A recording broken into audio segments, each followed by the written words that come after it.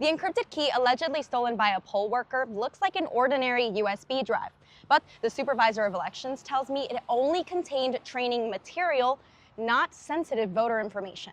Investigators say poll worker John Panicci is on surveillance video taking the encrypted device during a training session just days before the March 24th special election. After his class, while they were preparing for the next class, they noticed that there was one of the sticks missing. Wendy Sartori-Link, the Supervisor of Elections, told me Panicci has been screened to be a poll worker in 3 past elections, and a clean record permitted him to come back. She says when they reviewed the video, allegedly showing Panicci putting the thumb drive in his pocket, he was terminated. In this case, it's just training data.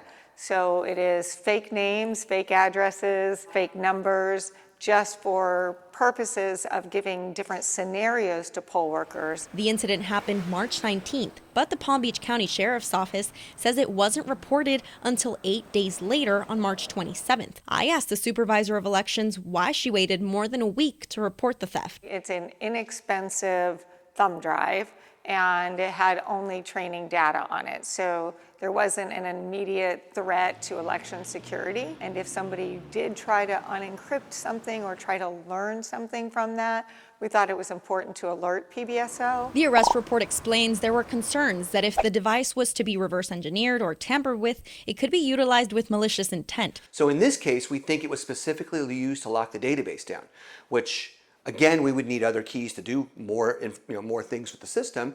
And it sounds like the key was used just for that database. There's a different key used for the actual voting database. I spoke with Alan Krowitz, a cybersecurity expert, who says even with the encrypted key, there are still layered defenses to protect against people stealing sensitive information. A voting machine isn't like your home computer.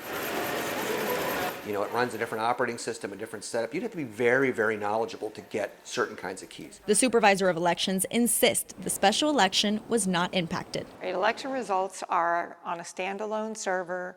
They are not on the internet. So people who were concerned that this somehow affected the March 24th election, it did not in any way. The poll worker remains in jail on a $6,000 bond and is expected back in court April 24th.